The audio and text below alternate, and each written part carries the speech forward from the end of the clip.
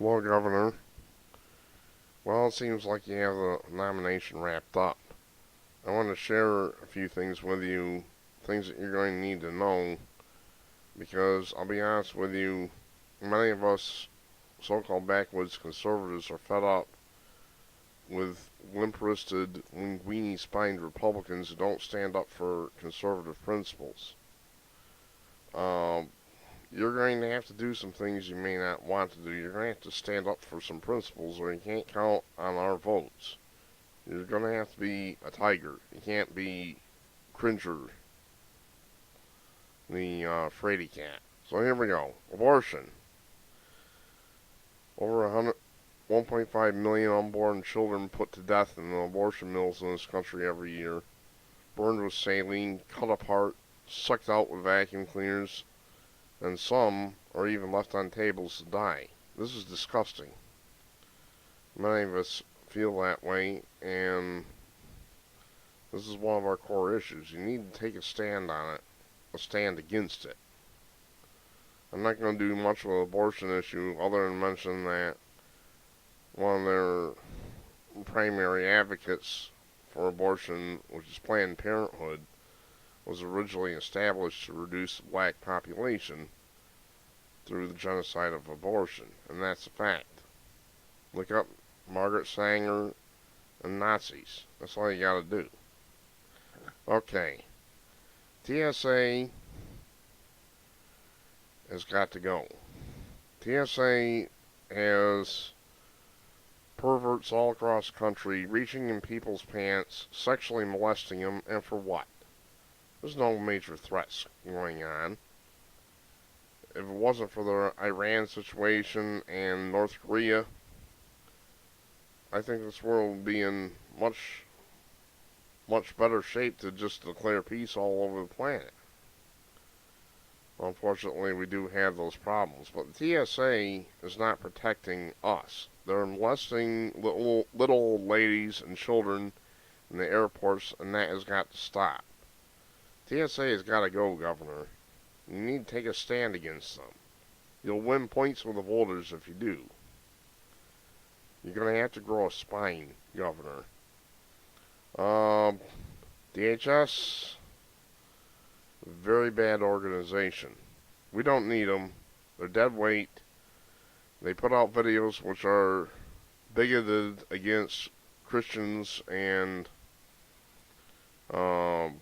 white Christians, middle class types, returning veterans. We're all the terrorists. It's not the bad guys from the outside that are terrorists anymore. It's our own people. Well, that's disgusting. There's always going to be some problems. DHS governor's got to go. We've got to eliminate that organization altogether. If it were up to me, Janet Napolitano, after seeing some of the things she's done, would be in a metal cage.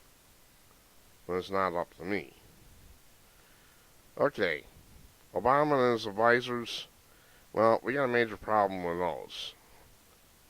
Here's an area where Obama is, politically speaking, a dead duck. Why? Because his advisors are a bunch of hardcore radical leftists. I think if the American public understood what they were, Obama would be kicked out in a landslide. Because we have one radical after another. Obama's association with radicals is beyond belief. Cass Sunstein, radical leftist, wants to take our guns, wants to ban all hunting, and probably fishing too, I don't know. We have Eric Holder in the Fast and Furious scandal. Eric Holder probably should be sent right to the Gray Bar Motel. We have John Holdren, who is a genocidal individual by his own admission. He's talked about genocide against the public. There you have it right there. Just on Obama's advisors alone, and his preacher, by the way, Jeremiah Wright, who was a severe anti-white bigot and anti-American. Just on those alone, you can knock Obama right out. in the November election. But you haven't taken a stand on any of these things. This is what bothers me. Let's take a look at some other things here. Agenda 21, definite threat to our national sovereignty. They're already trying to take people's farms away from them, tell them they can't grow food. I've heard reports, which I haven't investigated, of pig farmers being required to shoot their own pigs and that type of thing. Agenda 21 is bad news. All treaties have to be ratified by the Senate. That is the law. That's the Constitution. So if something's gone horribly wrong, we need to get us out of the UN and away from that Agenda 21. I can tell you right now, UN thugs on our territory aren't going to be tolerated. That's all I'm going to say. And here's another thing, Governor, about our borders. Barack Hussein Obama has left the borders wide open. And he is even suing the state of Arizona and wants to seal the border with Mexico. Now, Mexico is largely controlled by the cartels. Now, it almost isn't a country anymore, just a land of drug cartels and extreme violence. That violence is spilling over onto our side. That's reason enough to seal up the borders and start enforcing the immigration laws. Once you start enforcing the laws, most of the illegal immigrants will repatriate themselves. That's a known fact. So let's get our borders sealed up. You have to take a stand on this, Governor. You can't be wishy-washy. This is our point. Okay, firearms. Our firearms rights have to be protected. We've already seen an attempt by Eric Holder, and the illegal one, to make it seem like guns have to be seized because they wound up in the hands of the cartels down in Mexico. Well, he got caught red-handed in that Fast and Furious scandal. It is my personal opinion that Eric Holder belongs in prison. Well, unfortunately, personal opinions don't do anything, so we need to take a stand on that.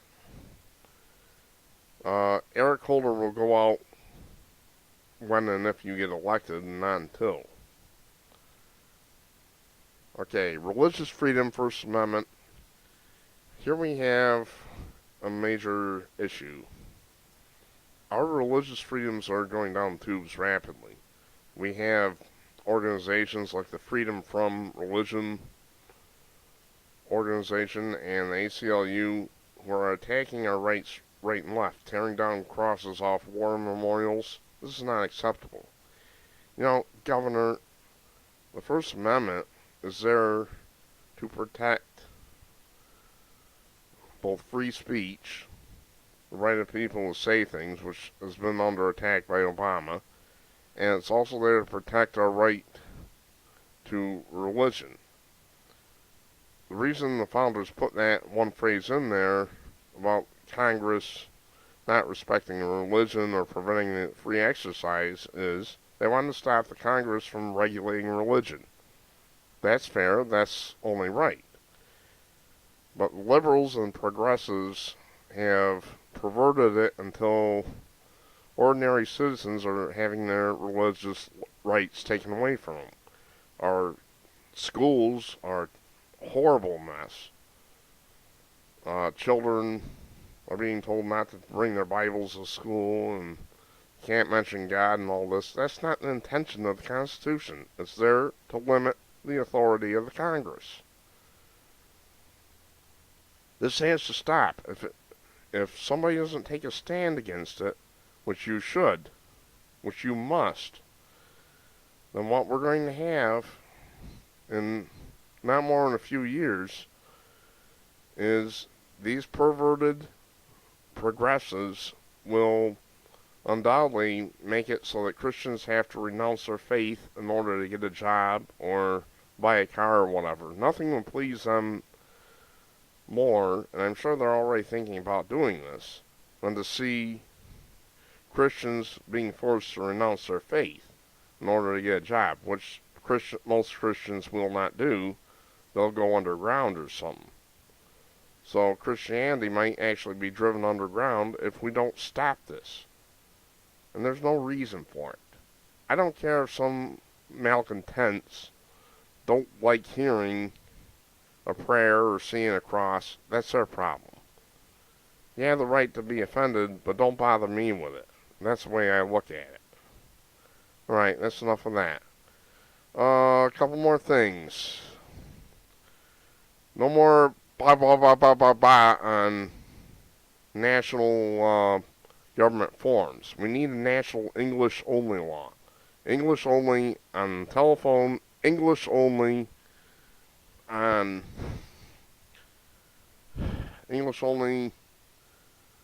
all government forums, publications, and so forth.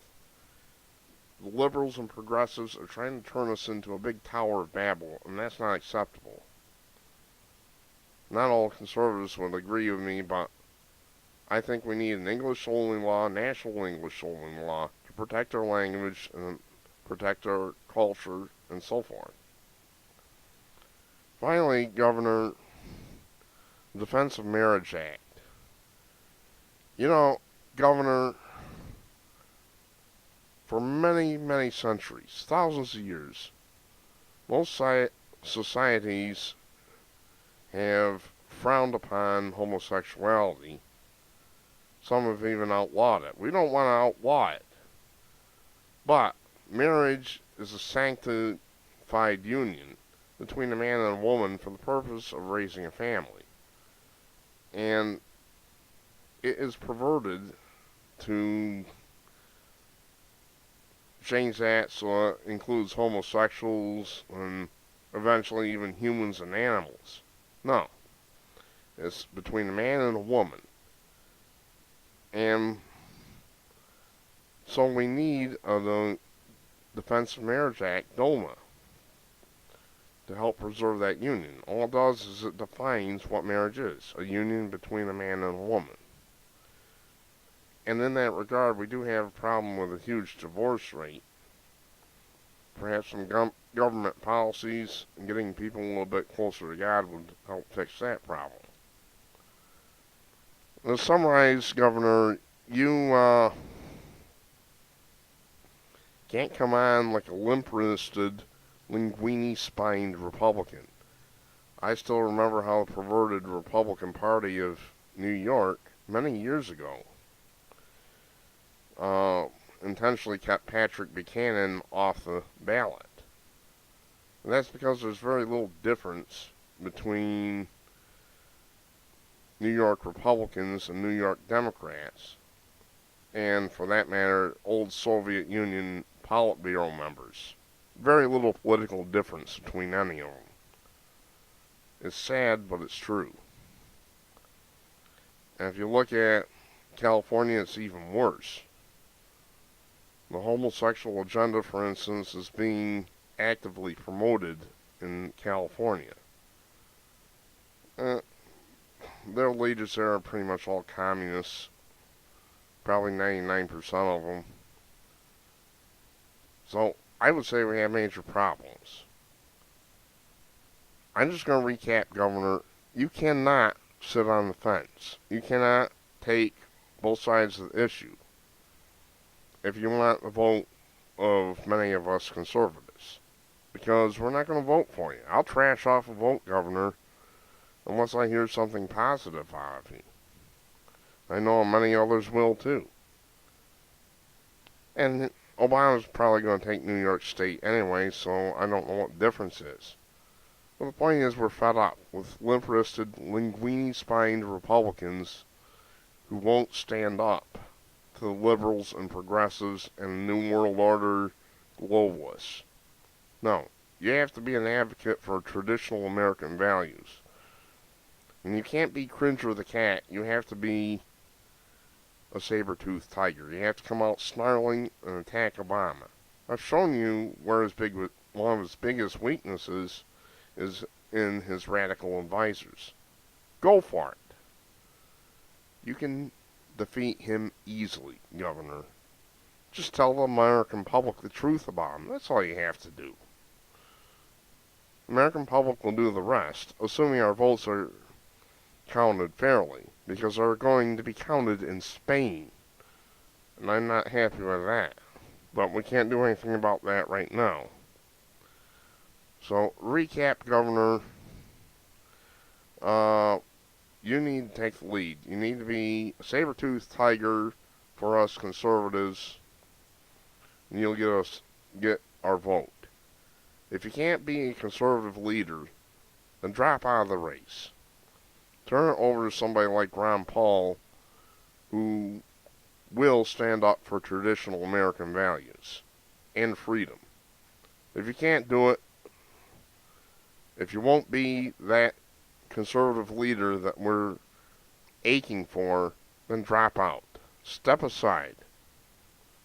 Because I know a lot of people are going to trash off votes to some unknown rather than vote for you. It's your choice, Governor. Protect our freedoms, seal our borders, keep Agenda 21 out of this country, and make it clear to these foreigners that anything they want to do, they're going to have to go through legal channels, namely a treaty in the Senate. A treaty ratified in the Senate. Good luck, Governor. What you decide to do, how you decide to run this, will decide how many votes you get. And if you're a limp-wristed, linguini-spined, pandering Republican, you're not going to get my vote. Thank you, Governor, and have a nice day.